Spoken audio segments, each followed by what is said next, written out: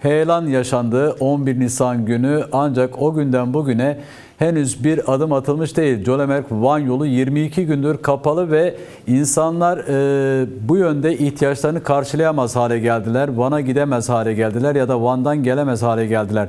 Ancak şunu da görüyoruz, herhangi bir adım atılmıyor. Yani halkın seçmiş olduğu belediye eş başkanı tutsak edildi, onun yerine kayyum getirildi. Kayyum 22 gündür bu konuda halkın bu kadar tepkisine rağmen herhangi bir adım atmadığı görülüyor. Neler söyleyeceksiniz bu hukuka ilişkin? Evet, aslında şunu net söylemek lazım. Yani sizin bir önceki paket haberinizde de gördük. Bakın, Cölemerk halkı suya muhtaç. Evet. Suyu yok. Etrafı sularla çevrili bir bölgeden bahsediyoruz. Doğasıyla harika duygular uyandıran bir coğrafyadan bahsediyoruz. Fakat bu yönlü de sistemin, devletin, gelen bütün iktidarların özel savaşı da devam ediyor. Evet. Bakın, susuzluktan tutun işsizliğe kadar, sağlık sektöründen tutun yollara kadar, ki bu yollarla ilgili biz seçildiğimizden bu yana neredeyse yani bununla ilgili onlarca önerge sundum. Bununla ilgili onlarca araştırma önergesi istedim. Ve bu yollarda biz onlarca yurttaşımızı, kardeşimizi, akrabalarımızı yitirdik bu yollarda. Bu yolların mühendislik hatalarından tutun, yandaş şirketlere peşkeş çekmeleriyle bu yollar yapıldı.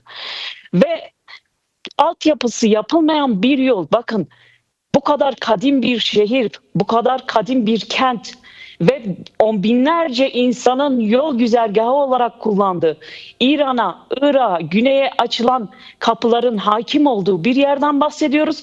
Fakat görülen reva nedir? Görülen o halkı o yollardan esirgemek, sudan esirgemek ve işsizlikle mahkum etmek, özel savaşla toplumsal bütün ahlakı çökertmek, yani bütünlüklü bir saldırı altında aslında Cölemerk.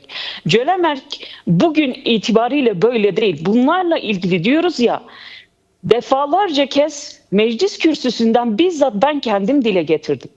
Yani bu yolların çökeceği, bu yolların tehlikeli olduğu, heyelan bölgesi olduğu, kayaların düştüğü, trafik kazalarının neredeyse haftada 3-4'e çıktı ve ölümle sonuçlandığı bu yollar mühendislikten uzak yollardı.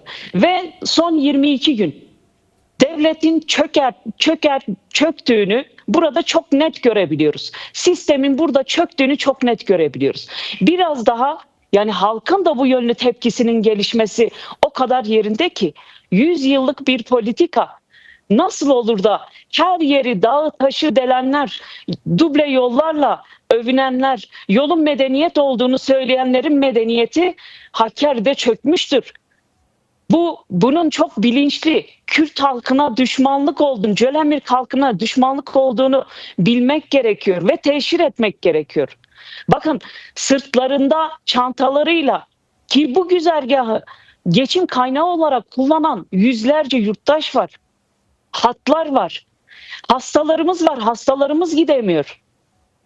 Yani nasıl olur da bu kadar yetersiz kalabilir? Bilinçli bir şekilde bu yolun iyileştirilmemesi, bu yolla ilgili tedbirlerin alınmaması bilinçli devletin, sistemin politikasıdır. Bunun teşhiri içinde bakın artık her yerde dile getiriyoruz. Bunun artık saklanacak, örtbas edilecek hiçbir şey yoktur. Bu sistem, özellikle gelen vali açısından söyleyeceğim. Daha önceki vali de aynı şekilde. Bakın, Cilosat göllerinde ne yaptılar? Milyonlarca paralar döktüler. Ucube festivallerle insanları oraya kaydırdılar. Binlerce yıllık kayaları sırf oraya işte otopark yapmak için, kendi araçlarını orada park edebilmek için binlerce yıllık kayaları parçaladılar.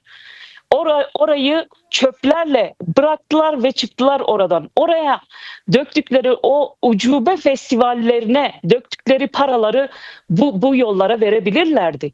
Bunun çok bilinçli olduğunu elbette ki biliyoruz ama bununla ilgili bundan sonraki süreçle alakalı da bir an önce harekete geçmemeleri noktasında da artık ne Cölemerk halkının buna dayanacağı yani buna tahammül göstereceği bir aşamadadır. Ne de bununla ilgili açıkçası bütün eylemselliklerimiz neyse de sonuna kadar da devam edeceğiz ve şu duyarlılığı da eğer sistem, devlet yapmıyorsa, gerekirse iş insanlarımızın, gerekirse duyarlı bütün yurttaşlarımızın bu noktada bu dayanışmayı büyütmelerini ben buradan çağrı olarak getirmek istiyorum.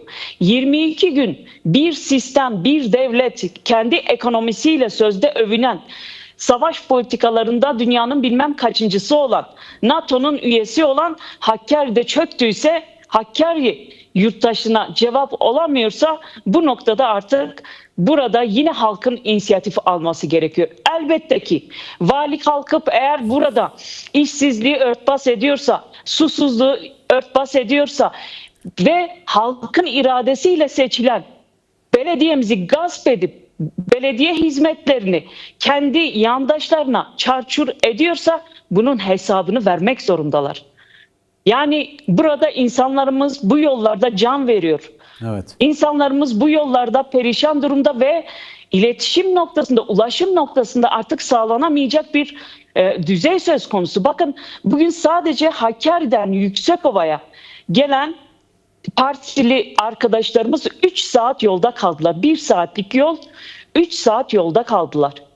Yani çünkü çöken bir yol, yapılmayan bir yol, çalışmalar o kadar hiçbir çalışma yok aslında. Yani reva görülen yüzlerce yıl önceki patika yollar toprak yollardır. Bu kadar rantı döndürdüğünüz, bu kadar sistemi ve özel savaş elemanlarınızı burada donattığınız bir kente bu yolların yapılmaması kesinlikle sistematik olarak geliştirilen, politik olarak geliştirilen bir yıldırma politikasıdır. Ve biz bunun teşhirini yaparken artık teşhirine de gerek yok. Çünkü her şey ortada. Ortada, evet. Yani binlerce insan bunun isyanını artık dile getiriyor. Bakın bu noktada bakanlık hala bununla ilgili doğru dürüst bir açıklama yapmış değil. Bununla ilgili bir planlama program açıklamış değil.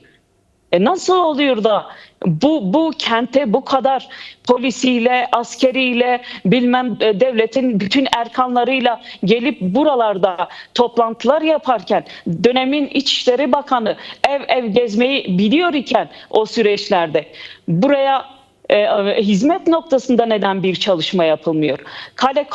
Karakollara yapılan yollar ortada. Coğrafyanın dört bir yanı karakol ve kalekollarla donatılmış. Ve yollarında hiçbir sıkıntı yok.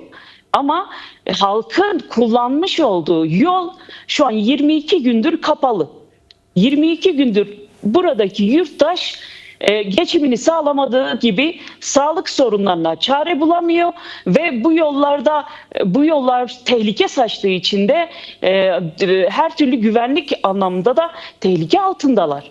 Bu noktada sisteme karşı elbette ki mücadelemizi sürdürmeye devam edeceğiz, teşhir etmeye devam edeceğiz. Bir an önce bu yollarla ilgili programları da açıklamaları gerekiyor. Yapmıyorlarsa demeliler, açıkça demeliler ki biz Hakkari'ye hiçbir hizmet götürmeyeceğiz, yapmayacağız. Net bir şekilde bunu açıklasınlar o zaman.